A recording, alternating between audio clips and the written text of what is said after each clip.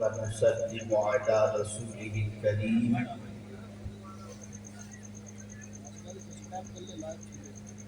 أما بعد فأعوذ بالله من الشيطان الرجيم بسم الله الرحمن الرحيم قال النبي صلى الله تعالى عليه وسلم حسين مني وأنا من حسين صدق رسول الله صلى الله تعالى عليه وسلم۔ مکتوب گرامی وقار حضرت علامہ سید مظہر شاہ صاحب بطز اللہ العالی، قابل قدر حضرت علامہ رضوان الرحمن صاحب المعروف الجمیہ بطز اللہ العالی،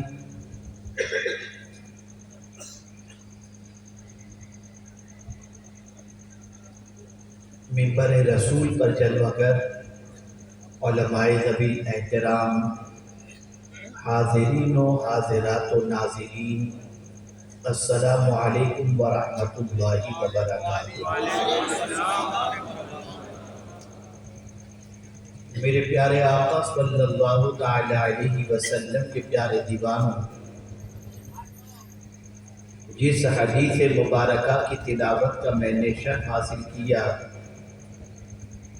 اس سے متعلق کچھ معروضات پیش کرنے سے بیشتر آقا کریم رؤوف الرحیم علیہ التحیۃ والتسلیم کی بارگاہ میں جس طریقے سے میں پڑھاؤں عقیدت و محبت میں ڈوب کر بآواز بلند درود و سلام کا نذرانہ پیش کریں۔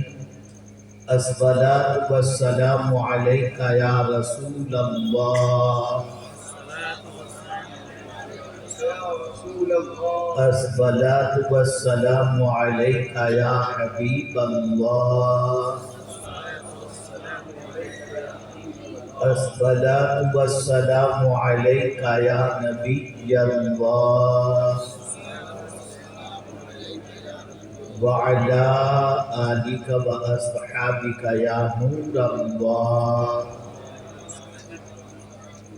صلی اللہ تعالی علیہ وسلم۔ ہم اور آپ اس وقت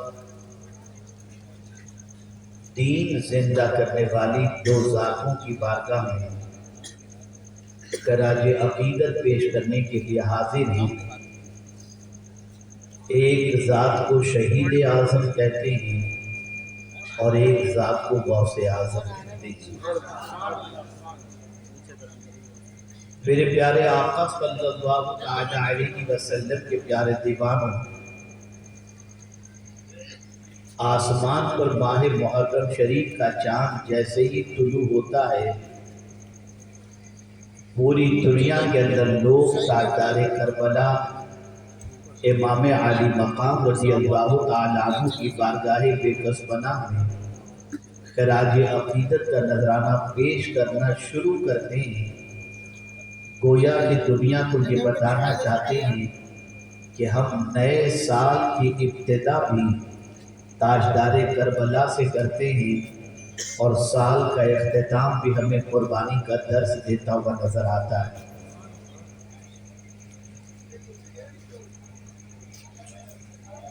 میرا خیال ہے یہاں سے تھوڑا سا روک دیں، آنا جانا لوگوں کا روک دیں، یہاں پر ایک مرتبہ درود شریف پڑھ لیں۔ اللہم صلی علی سیدنا و مولانا محمد معدن الجود والکرم وآلہ وصحبہ وبارک وسلم، صلاۃ و سلام علیک یا سیدی یا رسول اللہ صلی اللہ تعالی علیہ وسلم۔ میرے پیارے آقا صلی اللہ تعالی علیہ وسلم کے پیارے دیوانوں، تاجدار کربلا کے مناقب و فضائل آپ تقریباً کئی آپ کو بات کرنی تو پیچھے چلے جائیں، بہت اہم بات ہے، یہاں لوگ کر رہے تھے، اہم بات آپ کئی مرتبہ آپ کو، لیکن بس آپ اپنی بات ہی پیاری لگ رہی ہے۔ ایک مرتبہ درود شریف پڑھیں۔ اللهم صل على سيدنا ومولانا محمد معدن الجود والکرم وآلہ وصحبہ وبارک وسلم۔ تو میرے پیارے آقا صلی اللہ تعالی علیہ وسلم کے پیارے دیوانوں، تاجدار کربلا کے مناقب و فضائل آپ چاند رات سے لے کر ابھی تک سنتے چلے آ رہے ہیں، اور انشاءاللہ العظیم قیامت تک امام حسین کی بارگاہ میں ان کے اذکار کے ذریعے خراج عقیدت پیش کیا جاتا رہے گا۔ ظاہر سی بات ہے کہ مجھ جیسا چھوٹا اور کم علم اگر موجود ان دونوں بزرگوں کے حوالے سے کچھ کہے یا ان کی تعریف و توصیف یا ان کے سلسلے میں القاب کچھ پیش کرے تو یہ مجھ جیسے حقیر کی طرف سے یہ بات ہوگی۔ علماء ذویل احترام منبر رسول پر جلوہ گر ہیں، ہو سکتا ہے ان دونوں میں سے کسی کے کوئی مرید ہوں، شاگرد ہوں، معتقد ہوں۔ اگر یہ کہیں تو ہو سکتا ہے کہ کسی طرح سے مبالغے سے بھی کام لے لیں عقیدت کا خراج وصول کرنے کے لیے، لیکن ایک بات اچھی طریقے سے ذہن میں رکھیں، رسول گرامی وقار صلی اللہ علیہ وسلم اگر کوئی بات فرمائیں تو نہ اس میں مبالغہ ہوتا ہے اور نہ اس میں کسی قسم کی آمیزش ہوتی ہے، اور وہ قطعی طور پر نہیں فرماتے جو سامنے والے کے اندر موجود نہ ہو۔ اے امام حسین، آپ کی عظمتوں پر قربان کہ آپ کی تعریف کے قصیدے کسی مولوی نے نہیں، مدینے کے تاجدار نے فرمایا۔ رسول گرامی وقار صلی اللہ علیہ وسلم نے تاجدار کربلا کی تعریف فرمائی، اور کتنے عظیم تھے امام حسین رضی اللہ تعالی عنہ۔ اگر آج کسی مسلمان کے گھر بچہ پیدا ہو اور خانقاہ معررہ یا پھر پپن شریف یا گنج مراد آبادی یا کچوشا شریف یا بریلی شریف سے اگر کوئی شیخ اس بچے کے کان میں اذان کہیں تو بچہ اور بچے کے والدین اور پورا خاندان اپنی قسمت پر رشک کرتا ہے۔ لیکن میں آپ سے پوچھنا چاہتا ہوں، جس کے کان میں اذان کہنے والے نبیوں کے سردار ہوں، اس امام حسین کی عظمتوں کا کیا کہنا؟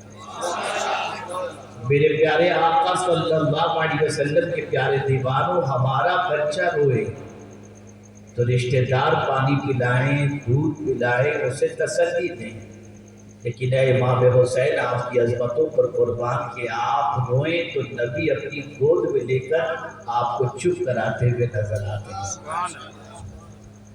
آپ ذرا سوچو امام حسین رضی اللہ تعالیٰ عنہ کے مرتبے کے بارے میں، تاجدار کربلا کے مقام کے بارے میں، ان کی عظمتوں کے بارے میں۔ میرے پیارے آقا صلی اللہ علیہ وسلم کے پیارے دیوانوں، رسول اعظم صلی اللہ علیہ وسلم نے ایک ارشاد کے ذریعے امام حسین کے مرتبے کو بڑے واضح طور پر سمجھا دیا اور انسانوں کے ذہن میں ان کی عظمت کو اتار دیا، یہ کہتے ہوئے کہ حسین منی وانا من حسین، حسین مجھ سے ہیں، میں حسین سے ہوں، یا یوں سمجھ لیجئے حسین میرا ہے اور میں حسین کا۔ تھوڑی سی توجہ چاہوں گا، اگر مکمل توجہ اور انہمام کے ساتھ آپ نے گفتگو سماعت فرمائی تو میں امید کرتا ہوں کہ انشاءاللہ آج یہاں سے ایک نیا ذہن لے کر، نئی سوچ لے کر، نئی فکر لے کر آپ یہاں سے اٹھیں گے اور انشاءاللہ العظیم اپنی زندگی میں حسینی رنگ شامل کرنے کی کوشش کریں گے۔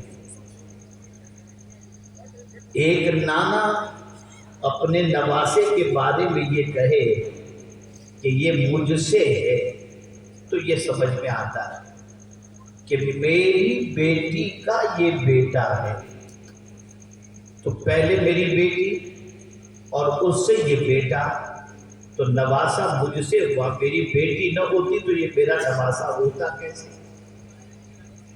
تو بات کو یہ سمجھ میں آتی ہے کہ حضور صلی اللہ علیہ وسلم نے فرمایا حسین منی، حسین مجھ سے ہیں، یعنی میری بیٹی کے یہ بیٹے ہیں، اس لیے حسین مجھ سے ہیں۔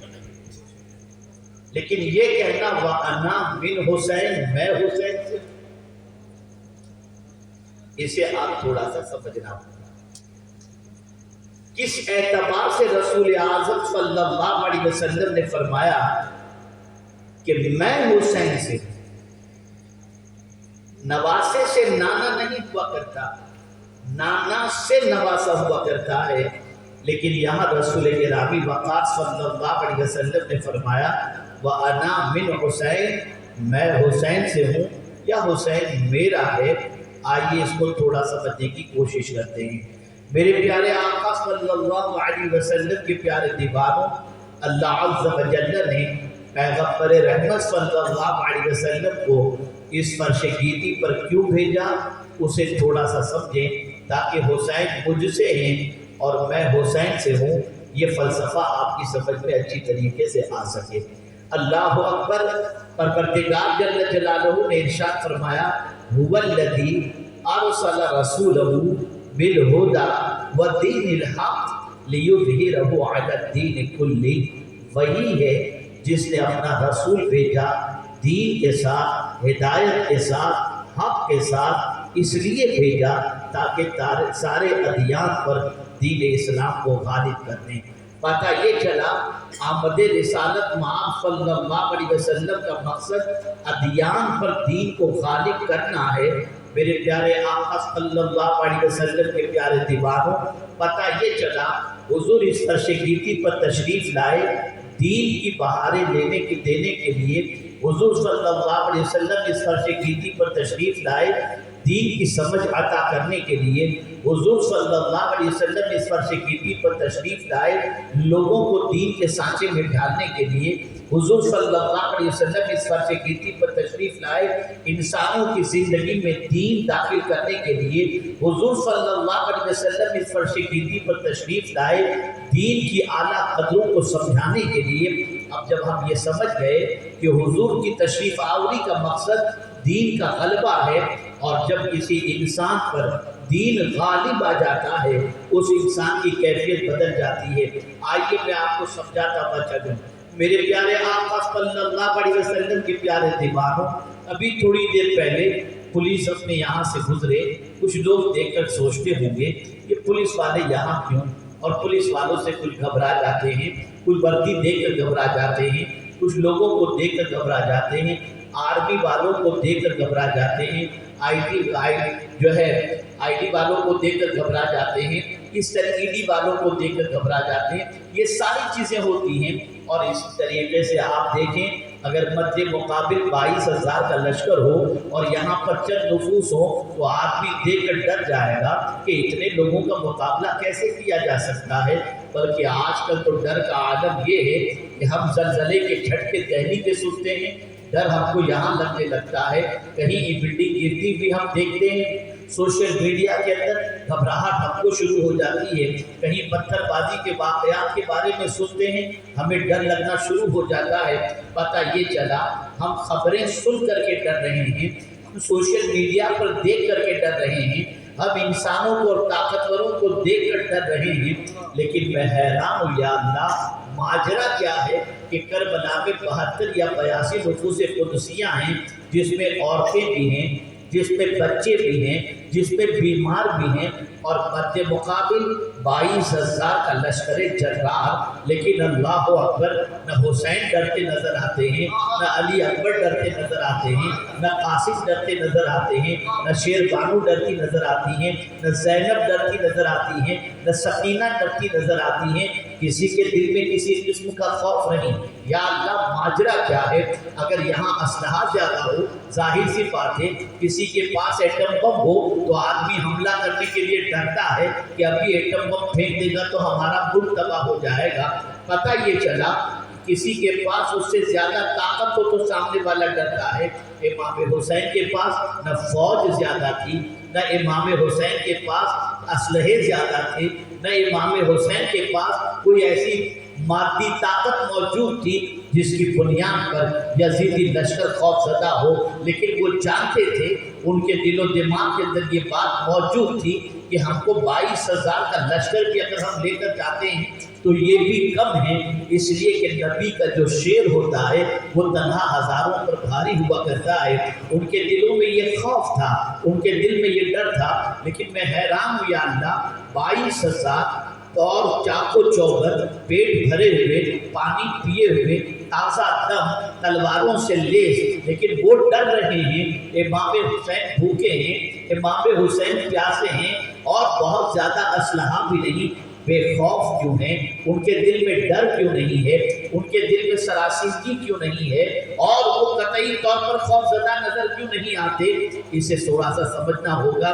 دین کی طاقت آپ کی سمجھ میں آ جائے گی، سچائی کی طاقت سمجھ میں آ جائے گی، حقانیت کی طاقت سمجھ میں آ جائے گی، حقانیت کی قوت سمجھ میں آ جائے گی۔ میرے پیارے آقا صلی اللہ علیہ وسلم کے پیارے دیوانوں، یہ بات اچھی طرح سے ذہن میں رکھیں، جو سچا ہوتا ہے وہ دشمنوں کے مقابلے میں ہمیشہ بے خوف ہوتا ہے، اور جو جھوٹا ہوتا ہے ہزار اس کے پاس سب کچھ ہو لیکن پھر بھی وہ ڈرتا نظر آتا ہے۔ اس کی ایک مثال آپ کے سامنے پیش کروں تاکہ آپ اچھی طریقے سے سمجھ سکیں۔ جب مدینے کے تاجدار ارواحنا فداہ صلی اللہ علیہ وسلم مکہ مکرمہ سے ہجرت کر رہے تھے، آپ جانتے ہیں دشمنوں نے حضور کا گھر گھیر لیا تھا کہ حضور صلی اللہ علیہ وسلم سلامتی کے ساتھ یہاں سے گزر نہ سکیں، اور وہ دشمن جو حضور کو شہید کرنے کے لیے دروازے پر اور گھر کے باہر موجود تھے، ان کی امانتیں حضور کے پاس موجود تھیں، ان کا مال حضور کے پاس موجود تھا۔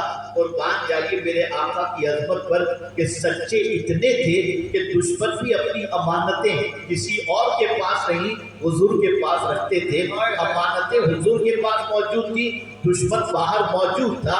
اللہ اکبر۔ پیغمبر رحمت صلی اللہ علیہ وسلم نے مولا علی کرم اللہ تعالی وجہہ الکریم کو اپنے بستر پر لٹایا، اور دشمنوں کی جو امانتیں موجود تھی، جان لینے والوں کی جو امانتیں موجود تھی، حضور صلی اللہ علیہ وسلم نے مولا علی سے فرمایا یہ مال فلاں کا ہے اس کو دے دینا، یہ مال فلاں کا ہے اس کو دے دینا، یہ امانت ان لوگوں کی ہے ان کو دے دینا، اور تم پھر مدینے چلے آنا۔ اللہ اکبر۔ مولا علی کرم اللہ تعالی وجہہ الکریم بستر پر آرام سے سو گئے، اور رسول اعظم صلی اللہ علیہ وسلم وہاں سے نکل گئے۔ دشمن تو یہ تاک لگا کے بیٹھا تھا کہ صبح اٹھتے ہی حضور صلی اللہ علیہ وسلم کو شہید کر دے گا، لیکن جب وہ پہنچے تو کیا دیکھتے ہیں کہ وہاں تو حضور کی جگہ پر مولا علی ہیں، اور حضور تو تشریف لے گئے۔ اللہ اکبر۔ جب آپ سوچو کسی کے پاس اپنا مال رکھے ہو اور اس سے دشمنی آپ کی ہو اور اس کے قتل کے در پہ ہوں، تو آپ کو اگر وہ چلا گیا تو سب سے پہلے فکر یہ ہوگی میرے مال کا کیا؟ ان کو بھی پہلے فکر ہوئی ہمارے مال کا کیا؟ مولا علی فرماتے ہیں ہم نہ کرو، محمد گئے ضرور ہیں لیکن تمہارا مال لے کر کے نہیں گئے، یہ بول کر کے گئے ہیں یہ امانت فلاں کی ہے دے دینا، یہ امانت فلاں کی ہے دے دینا، یہ امانت فلاں کی ہے دے دینا۔ یہ لوگ تمہاری امانتیں حضور دے کر کے گئے ہیں۔ جب دشمنوں کی امانت دشمنوں کے سپرد کی گئی، وہی ان کے دل میں شکست پیدا ہو گئی کہ جو کردار کا اتنا اعلیٰ انسان ہو کہ اپنے دشمنوں کے مال پہ بھی خیانت نہ کرتا ہو، اس سے مقابلہ کرنا آسان نہیں ہے، اس سے لڑنا آسان نہیں ہے۔ اور یہی وجہ ہے کہ جب غزوہ بدر ہوا تو مصطفیٰ جان رحمت کو دیکھنے کے بعد دشمنوں کو شکست اسی لیے ہو گئی تھی کہ انہوں نے سوچا کہ ہمارے سامنے وہ ذات کھڑی ہے جس کا کردار اتنا اعلیٰ ہے کہ وہ اپنے دشمنوں کی امانت کو بھی نہیں کھاتا، بھلا اس سے مقابلہ کیسے کیا جا سکتا ہے؟ وہی انہوں نے شکست ڈالی تھی۔ یہ بات زندگی میں یاد رکھیے گا، آپ اچھے بن جاؤ، آپ سچے بن جاؤ، آپ دیانتدار بن جاؤ، آپ امانت میں خیانت کرنے والے نہ رہو، آپ پکے اور اچھے انسان ہو جاؤ، پڑوسیوں سے اچھا سلوک کرو، امانت میں خیانت نہ کرو، لین دین کے اندر غبن نہ کرو۔ جب آپ اچھے بن جائیں گے تو اس کردار میں اتنی طاقت ہے کہ اسلحے سے لیس انسان بھی آپ کے کردار کے سامنے سرنڈر ہوتا ہوا نظر آئے گا۔ میرے پیارے آپ صلی اللہ علیہ وسلم کے پیارے دیوانوں، کربلا میں یہی ہوا، مد مقابل 22,000 تھے لیکن سب کے دل میں چور تھا، سب کے دل میں ڈر تھا، حسین کا مقابلہ کیسے کریں؟ یہ تو وعدے کے پکے آدمی ہیں، یہ تو نماز کے پابند ہیں، یہ تو تلاوت کے پابند ہیں، یہ تو 25 حج پیدل کر چکے ہیں، ان کی رگوں میں خون مصطفیٰ صلی اللہ علیہ وسلم دوڑ رہا ہے، یہ تو بڑے سخی ہیں، یہ دین کے علم بردار ہیں، یہ دین کے پابند ہیں۔ اللہ اکبر! اے رسول اعظم صلی اللہ علیہ وسلم کے دیوانوں، آپ ذرا سوچو، 22,000 کی تعداد یہ بتا رہی ہے کہ مد مقابل اتنی تعداد میں اسی لیے آئے تھے کہ وہ جانتے تھے حسین سچے ہیں، حسین کا مقابلہ آسان نہیں ہے۔ اے رسول اعظم صلی اللہ علیہ وسلم کے دیوانوں، ان کا ایک ہی پریشر تھا یزید کی بیعت کو قبول کر لینا، لیکن مصطفیٰ جان رحمت کے نواسے نے عزم مصمم کر لیا، تم تلواروں سے میرا ہاتھ نہیں کھینچ سکتے، تم تلواروں کے ذریعے میرا ہاتھ یزید کے ہاتھ پہ نہیں دلوانے پر مجبور کر سکتے، اگر میرا ہی ہاتھ ہوتا تو بات دوسری تھی، لیکن یہ تو وہ ہاتھ ہیں جس ہاتھ کو پکڑ کے حضور مدینے کی گلیوں میں چلا کرتے ہیں۔ یہ ہاتھ کسی باطل کے ہاتھ میں تھوڑی دیا جا سکتا ہے، یہ یزید کے ہاتھ میں تھوڑی دیا جا سکتا ہے۔ اللہ اکبر! اے رسول اعظم صلی اللہ علیہ وسلم کے دیوانوں، اب آئیے پوائنٹ کی طرف آتا ہوں اور سمجھانے کی کوشش کرتا ہوں۔ آپ سوچو، اتنے مد مقابل ہیں، امام حسین بے خوف کیوں؟ قرآن سے سمجھو، قرآن سے سمجھو، مقصد شہادت بھی سمجھو اور عظمت حسین بھی سمجھو۔ قرآن کہتا ہے فَمَن تَبِعَ هُدَايَ فَلَا خَوْفٌ عَلَيْهِمْ وَلَا هُمْ يَحْزَنُونَ۔ اللہ ارشاد فرماتا ہے جو میری ہدایت کی پیروی کرے اسے نہ کوئی خوف ہوگا نہ کوئی غم۔ پتہ چلا جو دین کا پابند ہوگا اللہ اس کے سینے سے خوف کو نکال دے گا، اس کے سینے سے غم کو نکال دے گا۔ اگر امام حسین کربلا کے اندر بے خوف نظر آتے ہیں تو اس کی سب سے بڑی وجہ یہی تھی کہ امام حسین کا اٹھنے والا کوئی قدم بھی شریعت کے خلاف نہیں تھا۔ لوگ دین سمجھنا چاہتے تھے، امام حسین کو دیکھتے انہیں دین سمجھ میں آ جایا کرتا تھا۔ وہ اگر قرآن کی آیت پڑھتے اور اس قرآن کی آیت پر عمل کیسے کیا جائے امام حسین کو دیکھتے، امام حسین کی انداز زندگی کو دیکھ کر انہیں قرآن کی آیت پر عمل کا طریقہ سمجھ میں آ جاتا تھا۔ اے رسول اعظم صلی اللہ علیہ وسلم کے دیوانوں، یاد رکھو جب آپ سچے بن جاؤ گے، آپ جب اچھے بن جاؤ گے، آپ جب دین کے علم بردار بن جاؤ گے، آپ جب دین کے پیروکار بن جاؤ گے تو اللہ عز و جل آپ کے دل کے اندر قوت بھی پیدا کرے گا، طاقت بھی پیدا کرے گا، بے خوفی بھی پیدا کرے گا۔ ایک وجہ تو قرآن نے یہ بتائی فَمَن تَبِعَ هُدَايَ فَلَا خَوْفٌ عَلَيْهِمْ وَلَا هُمْ يَحْزَنُونَ۔ اور ایک مقام پر اللہ نے بڑی پیاری بات فرمائی، ارشاد فرماتا ہے الَّذِينَ يُنْفِقُونَ أَمْوَالَهُمْ بِاللَّيْلِ وَالنَّهَارِ سِرًّا وَعَلَانِيَةً فَلَهُمْ أَجْرُهُمْ عِنْدَ رَبِّهِمْ وَلَا خَوْفٌ عَلَيْهِمْ وَلَا هُمْ يَحْزَنُونَ۔ اللہ اکبر! وہ لوگ جو رات میں دن میں دکھا کر چھپا کر اللہ کے نام پہ خرچ کرتے ہیں، اللہ تعالیٰ کے یہاں ان کے لیے اجر بھی ہے اور اللہ ان کے دل سے خوف اور غم کو نکال دیتا ہے، انہیں بے خوف کر دیتا ہے، انہیں بے غم کر دیا کرتا ہے۔ رسول اعظم صلی اللہ علیہ وسلم کے دیوانوں، امام حسین کی زندگی کے حوالے سے مختلف روایتوں کے اعتبار سے بعض نے خواجہ صاحب کی طرف منسوب کیا ہے، بعض نے کسی اور شاعر کی طرف منسوب کیا ہے کہ کہنے والے نے کہا دی اصل حسین، دی پناہ اصل حسین۔ یہ دی اصل حسین کیوں کہا؟ اگر پورے قرآن پر عمل کرنے والی ذات کو دیکھنا ہے تو وہ حسین ابن علی کی ذات تھی، وہ تاجدار کربلا کی ذات۔ نعرہ تکبیر، نعرہ رسالت، ذکر امام حسین، عظمت امام حسین، فیضان امام حسین، علماء اہل سنت۔ اے رسول اعظم صلی اللہ تعالی علیہ وسلم کے دیوانوں، آئیے میں آپ کو سمجھاتا ہوا چلوں امام حسین رضی اللہ تعالیٰ عنہ کس طریقے سے اللہ کی راہ میں خرچ کرنے والے تھے، کتنے بڑے سخی تھے، اللہ کے نام پر کتنے لٹانے والے تھے۔ آپ دیکھیں دنیا کا انسان لٹاتا ہے اللہ کے نام پر، گن گن کے دیتا ہے، کچرا دیتا ہے، پرانا دیتا ہے، باسی دیتا ہے. اگر کوئی مانگنے والا آ جائے مجھے اللہ کے نام پہ دو، سستے والا کپڑا اٹھا کر دے دیا، جو ہمیں پسند نہیں تھا وہ دے دیا. بڑی معذرت کے ساتھ برا مت مانیے، مدرسے میں چاول وہ تو جو سب سے سستا ہو، جو ہم باسمتی کھاتے ہیں وہ مت دو.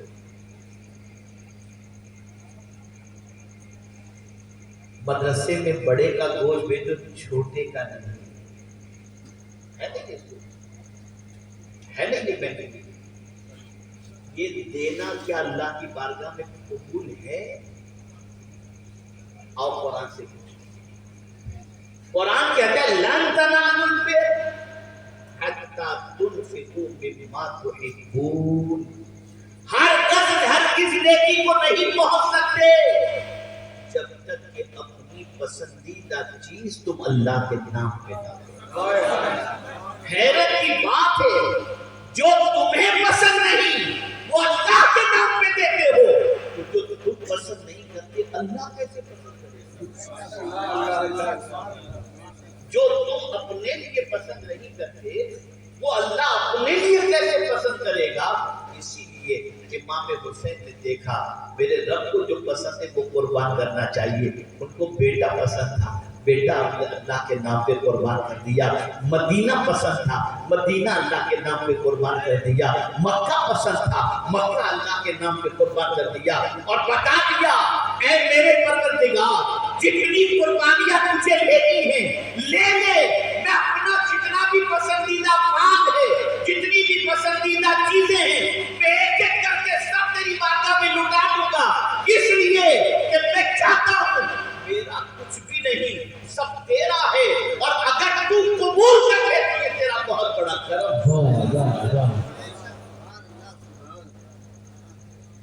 ایک آدمی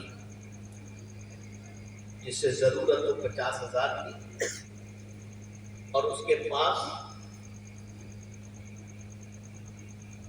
60,000 روپے ہوں، اٹھا کر 50,000 کی ضرورت تھی تو اٹھا کر تو 50,000 نہیں دے دے گا، وہ سوچے گا 5 دے دو، 200 دے دو.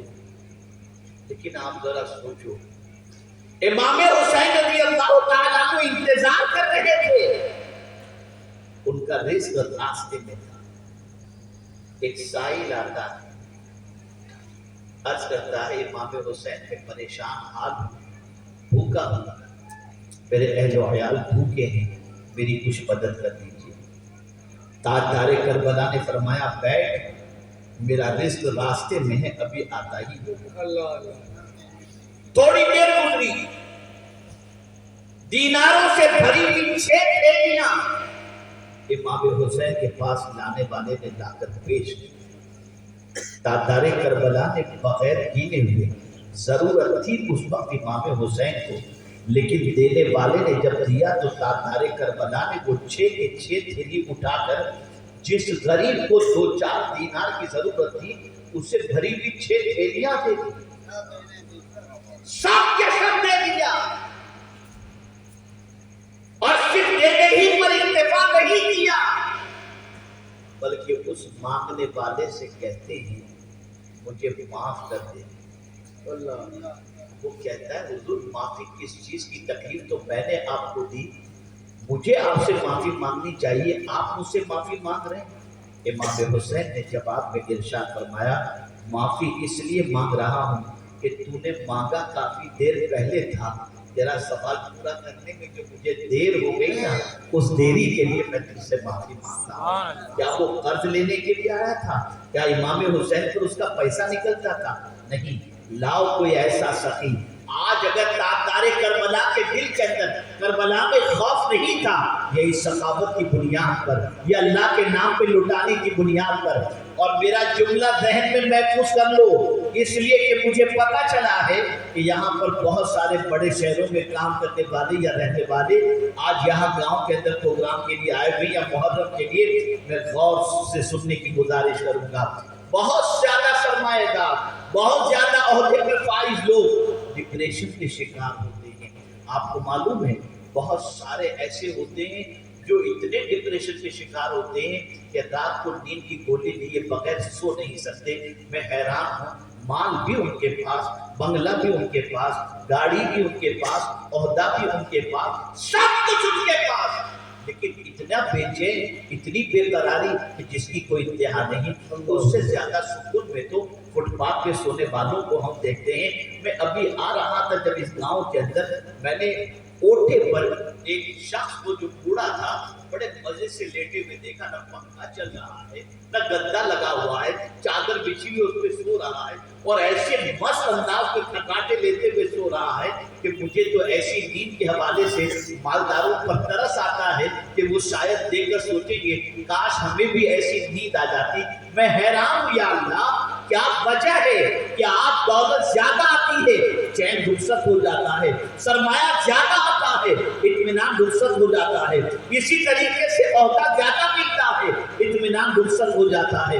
لیکن امام حسین رضی اللہ تعالیٰ عنہ ہمیں درس دیتے نظر آتے ہیں. تو چاہتا ہے نا تیرے دل سے غم دور ہو جائے. جملے پر توجہ، خاص طور پر میری اصلاح کی غرض سے علماء کی توجہ میں چاہوں گا کہ غلطی ہو تو میری اصلاح فرما دیں. اس لیے سے سن لیں.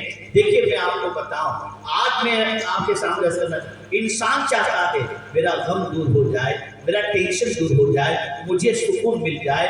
میں آپ کو بتاؤں کربلا میں امام حسین کے سامنے اتنے سارے مرحلے تھے، پھر بھی امام حسین پرسکون کیوں تھے؟ یاد رکھو جملہ زندگی پر پوری تقریر یاد رہے یا نہ رہے لیکن یہ جملہ ضرور یاد رکھنا. تم دنیا کے انسانوں کو سکون دو، اللہ تمہارے دل کو سکون سے مالا مال.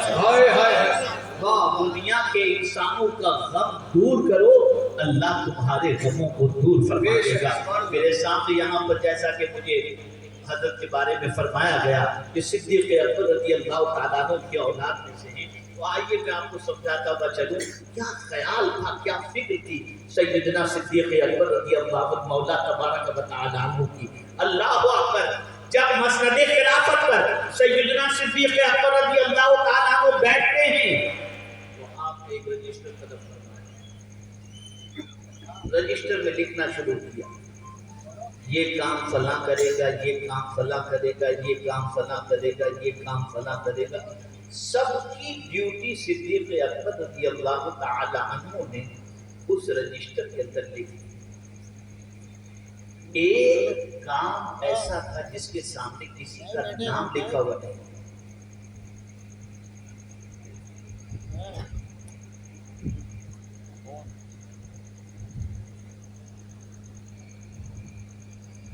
ایک کام ایسا تھا جس کے آگے کسی کا بھی نام لکھا ہوا نہیں تھا.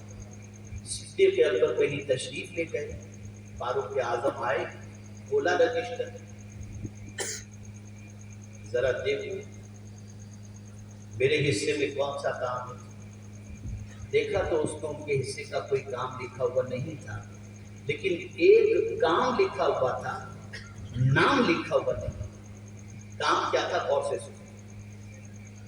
کام کیا تھا؟ کام یہ تھا کہ مدینے میں ایک بڑھیا رہتی تھی جو معذور تھی، اس کے گھر کی صفائی کرنا اور اس کو کھانا کھلانا، یہ کام. اب اس کام کے آگے کسی کا نام لکھا ہوا نہیں تھا. فاروق اعظم رضی اللہ مولا تبارک و تعالی عنہ نے عزم کیا کہ یہ کام میں کروں. چنانچہ صبح صبح فاروق اعظم رضی اللہ تعالی عنہ موجود پتے پر اس بڑھیا کے گھر پہنچے تو کیا دیکھتے ہیں؟ بڑھیا کا گھر بھی صاف، بڑھیا کھا کر فریش بیٹھی ہوئی ہے. فاروق اعظم رضی اللہ تعالیٰ عنہ نے دیکھا تو حیرت ہوئی. بڑھیا سے کہا مائی یہ گھر کی صفائی کون کر کے گیا، کھانا کون کھلا کر گیا؟ کہا بڑے زمانے سے ایک شخص آتا ہے، میں تو نابینا ہوں، مجھے نہیں معلوم، لیکن اسے میری ضرورت کا علم ہے، اس لیے وہ آتا ہے، کھلاتا بھی ہے، صاف صفائی بھی کرتا ہے اور چلا جاتا ہے. فاروق اعظم کو حیرت ہوئی کون ہوگا جو اس بڑھیا کا خیال رکھتا ہے. رات کے سناٹے میں اس بڑھیا کے گھر سے فاصلے پر تھوڑی جگہ چھپ کر کے بیٹھ گئے یہ دیکھنے کے لیے کہ کون آتا ہے اور آ کر کے اس بڑھیا کی خدمت انجام دیتا ہے۔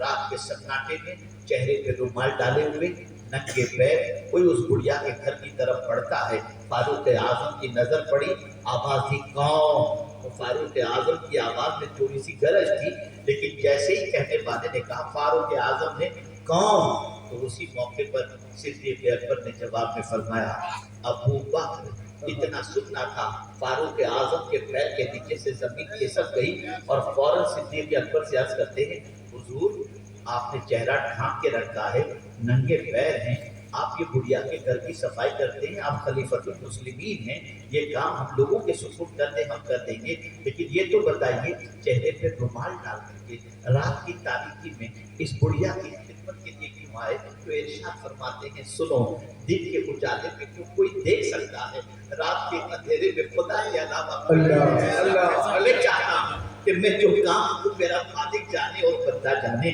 کسی کو اس کا پتہ نہ ہو۔ اب سنیے جو بات مجھے سمجھانا ہے۔ فاروق اعظم نے پوچھا امیر المؤمنین یہ تو بتائیے یہ آپ نے چپل جوتے کیوں نہیں پہنے، کنکر لگ جائیں گے، پیر میں تکلیف ہوگی۔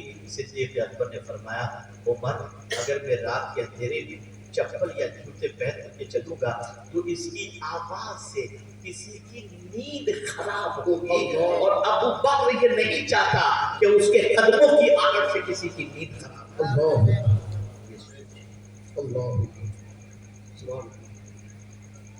اے رسول اعظم صلی اللہ علیہ وسلم کے دیوانوں یہ دین ہے، دین۔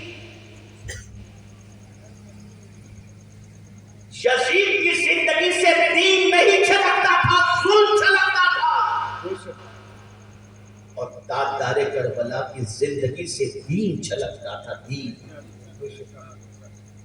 انہوں نے دین بتایا نہیں، جملے پر توجہ چاہیے، دین بتایا نہیں، دین دکھایا۔ بتانا الگ ہے، دکھانا الگ ہے۔ بتاتے تو ہر کوئی ہے، دکھانے والا کوئی نظر نہیں آتا۔ حسین نے کر کے دکھایا کہ دین کسے کہا جاتا ہے۔ بڑی معذرت کے ساتھ میں عرض کرتا ہوں، برا لگے تو مجھے معاف کیجیے گا، اگر ہماری زندگی سے بھی دین نظر آتا نا لوگوں کی سوچ بدل جائے۔ ہماری زندگی سے دین نظر نہیں آتا، ہم قول کے اعتبار سے دیکھیں، کردار کے اعتبار سے دیکھیں، اخلاق کے اعتبار سے دیکھیں، تو اللہ رحم و کرم فرمائے۔ آئیے میں امام حسین کا ایک کردار آپ کو بتاؤں تاکہ آپ محسوس کر سکیں۔ تاجدار کربلا کے پڑوس میں ایک یہودی رہتا ہے، اس یہودی کے دل میں امام علی مقام رضی اللہ تعالیٰ عنہ کے لیے دشمنی تھی، رگ رگ کے اندر، قطرے قطرے کے اندر دشمنی بھری ہوئی۔ وہ امام حسین رضی اللہ تعالیٰ عنہ کے گھر میں روزانہ کچرے پھینکتا، روزانہ۔ اب امام حسین کی سچویشن یہ تھی کہ مدینے میں نوجوانوں کا ایک بہت بڑا گروپ تھا جو امام حسین پر سر کٹانے کو تیار، لیکن امام حسین نے کسی کو بھنک تک ہونے نہیں دی کہ میرا پڑوسی یہودی میرے گھر میں کچرا پھینکتا ہے، اور وہ یہودی ڈیلی پھینکا کرتا ہے۔ امام حسین صبر کرتے، امام حسین برداشت کرتے، امام حسین صبر کرتے۔ ایک دن یہودی کی بیوی نے یہودی سے کہا کہ تو حسین کے گھر میں کچرا کیوں پھینکتا ہے، جا اور جا کر کے حسین سے معافی مانگ۔ اب میں آپ سے پوچھنا چاہتا ہوں، آپ کے اور ہمارے گھر میں روز کوئی کچرا پھینکتا ہو اور اگر وہ ہمارے دروازے پر آ جائے تو اسی تصور سے تو آئے گا کہ جاؤں گا تو پہلے ڈانٹ پڑے گی، تو تماچے، گالی گلوچ۔ ہمارے یہاں تو گالی گلوچ تو کم ہے، پہچان یہ کہ اب تو عورتیں ایسی گالیاں بکتی ہیں کہ آنکھ کے کیڑے مر جائیں، بلکہ بہت سارے محلے تو ایسے ہوتے کہ صبح ہی گالی سے ہوتی ہے اور رات بھی گالی سے ہوتی ہے، اور ماں بہن سے کم تو کوئی گالی ہے ہی نہیں۔ پہچان، یہ پہچان، اور کبھی کبھی تو بہن کے نام سے اتنی گالیاں جس کی کوئی کیا. ایک آدمی جس نے آپ کے گھر میں کچرا پھینکا وہ اگر آپ کے سامنے ہوگا تو آج کے دور کا انسان دیکھتے ہی پہلے گالی دے گا, پہلے تماچا مارے گا, پہلے فیٹ مارے گا, پہلے اس کو دھکا مارے گا, یہ سب کچھ کرے گا. یہودی کے ذہن میں بھی آرڈینری انسان جیسا تصور تھا کہ میں حسین کے دروازے پر جا کر معافی مانگنے جا رہا ہوں, دروازے پہ دستک دوں گا, حسین دروازہ کھولیں گے تو پہلے مجھے برا کہیں گے, مجھے ڈانٹیں گے. اتنا تصور اس کے ذہن میں تھا. گالی گلوچ تو سوال ہی نہیں ہوتا.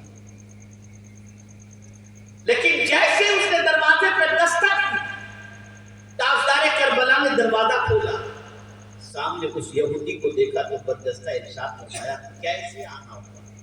اللہ وہ کہتا ہے حسین معافی مانگنے آیا, معافی مانگنے آیا. تاجدار کربلا کہہ سکتے تھے اتنے دنوں کا ستا کر آج معافی مانگنے آئے. نہیں, نبی کے نواسے تھے. اور فرماتے جا, میں نے بھی معاف کیا اور میرا خدا بھی تجھے معاف کرے. سبحان اللہ. جیسے ہی اس یہودی نے یہ سنا تو برجستہ عرض کرتا ہے حسین اتنا بڑا جگر تمہارا, تمہیں کس نے سکھایا کہ دشمن کو اس طریقے سے معاف کیا جائے؟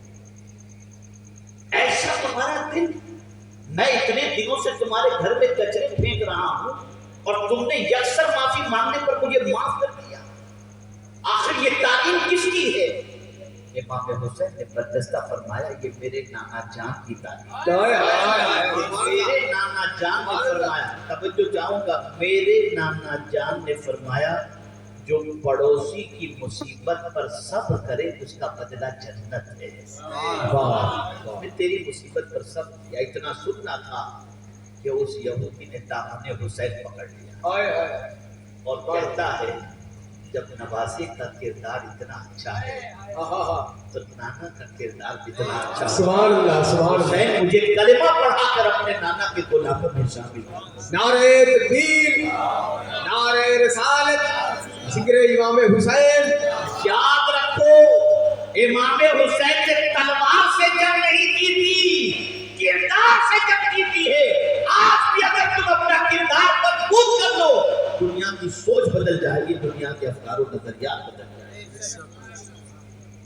اے رسول اعظم صلی اللہ تعالی علیہ وسلم کے دیوانوں, ذرا دیکھیں تاجدار کربلا کی تربیت ان کی والدہ نے کیسے کی.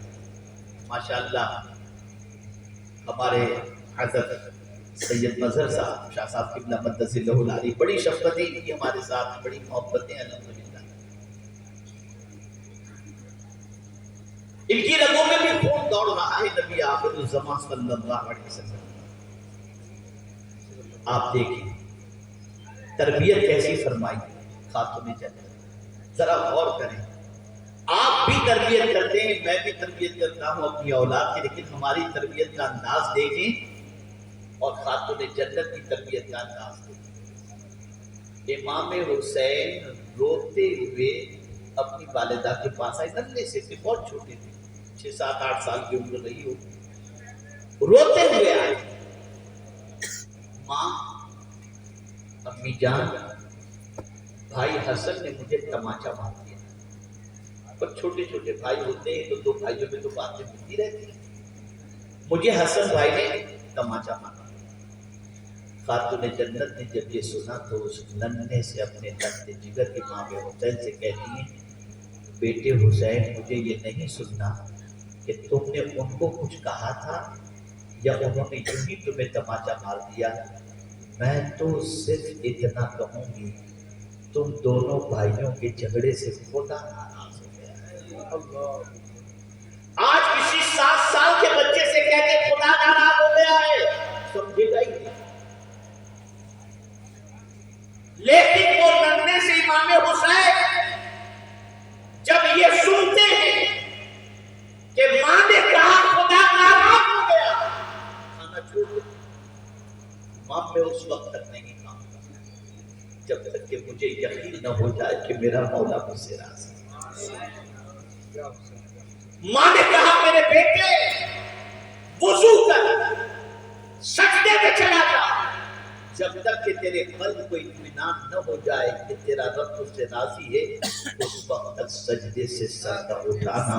इमाम हुसैन वुजू करके सजदे पे चले गए, इतना रोए, इतना रोए, इतना रोए कि उसके बाद तस्कीन हो गई कि मेरा रब यकीनन मुझसे राजी होगा। नाराज था ही कब, लेकिन ये है कि तसल्ली और तस्कीन के लिए वो रो रो कर अपने रब को मनाते रहे। आज हमारे बच्चे क्यों अल्लाह से नहीं डरते? उसकी वजह ये है हमने चूहे से डराया, भिखारी से डराया, गोली से डराया, डंडे से डराया। कुर्बान इमाम हुसैन की वालिदा की अज़मत पर कि उन्होंने डराया, पालनहारे हकीकी से डराया, माबूद बरहक से डराया, इसलिए कि वो खुद अल्लाह से इतनी डरने वाली थी कि अल्लाह अकबर, अल्लाह अज़्ज़ व जल्ल की बारगाह के अंदर अर्ज़ करती हैं इस तरीके से। और कितनी बड़ी आबिदा और जाहिदा थी कि एक रात इशा की नमाज पढ़कर नफिल के लिए खड़ी होती हैं और सजदे में जाती हैं। ठंडी की कड़ाके की रात, लेकिन वो पूरी रात एक ही सजदे में तमाम हो जाती है। और खातून जन्नत के कानों तक जब फज्र की अज़ान की आवाज पहुंची तो खातून जन्नत सजदे से सर उठाती हैं और ये कहती हैं, हे अल्लाह, तूने कितनी छोटी रात बनाई है कि फातिमा जी भरकर तेरा सजदा भी नहीं कर सकती। आज अच्छे प्रोडक्शन के लिए अच्छी फैक्ट्री का होना जरूरी, अच्छे मशीन का होना जरूरी। मशीन खराब होगा, प्रोडक्शन खराब होगा। सबसे पहले ऐ रसूल आज़म के दीवानों, ऐ ताजदारे करबला की मोहब्बत में आने वालों, अपने आप को करेक्ट करें। मैं जैसे यहाँ पर एंटर हो रहा था आपके गांव के अंदर, नौजवानों की एक भीड़ रास्ते में नारा लगाते हुए, शोर करते हुए आगे पीछे आई। मैं जैसे ही मकान पर पहुंचा, मकान के दरवाजे के पास खड़ा रह गया। सब नौजवानों को मैंने जमा किया, जो भी नारे लगा रहे थे, जितने मोहब्बत थे, सबको मैंने बुलाया। मैंने कहा, बेटा मुझे बताओ, आप लोग इमाम हुसैन से मोहब्बत करते हो? उन्होंने कहा, हाँ मोहब्बत करते। मैंने कहा, आप में से कितने लोगों ने मगरिब की नमाज पढ़ी? एक ने हाथ उठाया, बाकी सब नहीं। क़यामत में नहीं पूछा जाएगा कि फला मौलाना के इस्तकबाल के लिए नारा लगाने गए थे कि नहीं लगे गए, लेकिन नमाज के बारे में पूछा जाएगा। ये कैसी इमाम हुसैन से मोहब्बत है कि सजदे में शहादत का जाम पीने वाले इमाम की शहादत हालत नमाज में तज़किरा तो सुनते हैं, फिर भी सजदे की तड़प पैदा नहीं, फिर भी सजदे का जज्बा पैदा नहीं होता। ऐ रसूल आज़म सल्लल्लाहु अलैहि वसल्लम के दीवानों, अपनी सोच बदलो, अपनी फिक्र बदलो, अपने नजरियात बदलो, अपने आप को बदलो। जब तुम बदल जाओगे तो अल्लाह खुद ब खुद तुम्हारे हालात को बदल। आज जरूरत है हमारी जिंदगी से इस्लाम नजर आए। इस्लाम बड़ा हसीन मजहब, बड़ा पुरअमन मजहब, बड़ा पुरसुकून मजहब। ये मजहब आपको क्या बताऊं, जानवर पर भी ज्यादती की तालीम नहीं देती। जानते हैं आप? आपको बताऊंगा तो हैरत। एक बुजुर्ग, पुराने जमाने के अंदर बॉल पेन नहीं थी, इंक पेन नहीं थी। उस जमाने के अंदर लकड़ी के कलम को इंक में डुबोया जाता और फिर वो कलम को निकाल कर उस कलम से लिखा जाता। उस जमाने के बुजुर्ग ने लकड़ी के कलम को इंक के अंदर डुबोया और डुबोने के बाद जैसे ही बाहर निकालते हैं तो लकड़ी के किनारे पर जो इंक लगी हुई थी, एक मक्खी आकर के बैठ जाती है और उस इंक को चूसना शुरू कर देती है। वो बुजुर्ग उस कलम को यूं ही पकड़े हुए थे उस वक्त तक, जब तक कि ईंट सारी मक्खी ने न पी। जब मक्खी ने सारी ईंट पी ली, उसके बाद वो बुजुर्ग कलम हटाते हैं, वो मक्खी ईंट पी करके चली गई और फिर उसके बाद वो ईंट में डुबोते हैं। कुछ दिनों के बाद जब उनका इंतकाल हुआ तो किसी ने देखा वो जन्नत में टहल रहे हैं। उस बुजुर्ग से पूछा गया, हजरत हमें वो अमल बता दे जिसकी वजह से अल्लाह ने आपको जन्नत अता फरमाई। इरशाद फरमाते हैं, میں نے پیاسی پکھی پر جو نظر رحمت کی اور اس پر جو میں نے کرم کیا، اسے جو ایک پینے دیا، میرے اللہ کو یہی عطا پسند آ گئی اور اس کے عوض میں اللہ نے میری چینج کرو اپنی لائف، بدلو اپنی سوچ کو، بدلو اپنے افکار و نظریات کو، مقصد شہادت امام حسین سمجھو، ان کی شہادت کا سب سے بڑا مقصد یہ ہے کہ ہماری زندگی یزیدی زندگی نہ ہو، جتنی آبادی یزید کے اندر تھی وہ مسلمانوں میں نہ آئے، اس کے لیے انہوں نے سب کچھ قربان کر دیا اور بتا دیا تمہاری زندگی میرے کردار کے مطابق گزرے، یزید کے کردار کے مطابق۔ یزید بے نمازی تھا، یزید شرابی تھا، یزید زانی تھا، حسین نمازی تھے، حسین سجدہ گزار تھے، حسین سخی تھے، حسین عابد و زاہد تھے۔ بڑے افسوس کے ساتھ کہنا پڑتا ہے ہم اپنے آپ کو امام حسین کا نام لیوا تو کہتے ہیں لیکن زندگی سے حسینیت چھلکتی نظر نہیں آتی۔ آج کی اس محفل کے اندر میرا پیغام یہی ہے، اور جس طریقے سے کربلا میں امام حسین نے دین کو زندہ کیا، ایسے ہی بغداد مقدس میں غوث پاک پہنچ کر جنہوں نے خود کہا میں جا رہا تھا، ایک نحیف جسم والا ایک شخص موجود تھا، اس نے مجھے دیکھا اور کہا میں کمزور ہوں، مجھے اٹھائیے اور سہارا دیجیے۔ میں نے اس کو جیسے ہی ہاتھ لگایا وہ اٹھتا چلا گیا، توانا ہوتا چلا گیا۔ میں نے اس سے پوچھا تم کون ہو؟ اس نے کہا میں دین ہوں، اسی لیے غوث پاک کو محی الدین کہا جاتا ہے، دین کو زندہ کرنے والا۔ کربلا میں حسین نے دین کو زندہ کیا، بغداد میں غوث پاک نے دین کو زندہ کیا۔ یہ دین زندہ کرنے کے لیے آئے تھے اور ہمارا حال یہ ہے ہماری زندگی سے دین رخصت ہو رہا ہے، دین پر عمل کا جذبہ سرد پڑتا جا رہا ہے۔ بدلو اپنی سوچ کو، نمازی بنو۔ سب سے بڑا خراج عقیدت آج کی اس محفل کے ذریعے امام حسین کی بارگاہ میں یہی ہوگا کہ ہر کوئی عزم کرے کہ کچھ بھی ہو جائے ہم ایک وقت کی نماز قضا نہیں کریں گے، جان بوجھ کر نماز نہیں چھوڑیں گے۔ میں سمجھتا ہوں تاجدار کربلا کی بارگاہ میں یہ خراج عقیدت اتنا مقبول ہوگا کہ امام حسین اس وقت تک جنت میں قدم نہیں رکھیں گے جب تک کہ اپنے اس غلام کو اپنے ساتھ لے کر کے نہ جائیں۔ اللہ رب العزت جل جلالہ، آقا کریم رؤوف الرحیم علیہ التحیۃ والتسلیم کے صدق و طفیل مجھے آپ کو سب کو تاجدار کربلا کے نقش قدم پر چلنے کی توفیق عطا فرمائے اور ہمیں اپنے پورے وجود کے اندر دین کو نافذ کرنے کی توفیق عطا فرمائے، دین کے مطابق زندگی گزارنے کی توفیق نصیب فرمائے۔ اور آخری جملہ ذہن محفوظ کر لو، ہمیں لوگوں کے لیے اللہ رحمت بنائے، زحمت نہ بنائے۔ اللہ ہم سب پر کرم کی نظر فرمائے۔ وما علینا الا البلاغ المبین۔ السلام علیکم ورحمۃ اللہ تعالی۔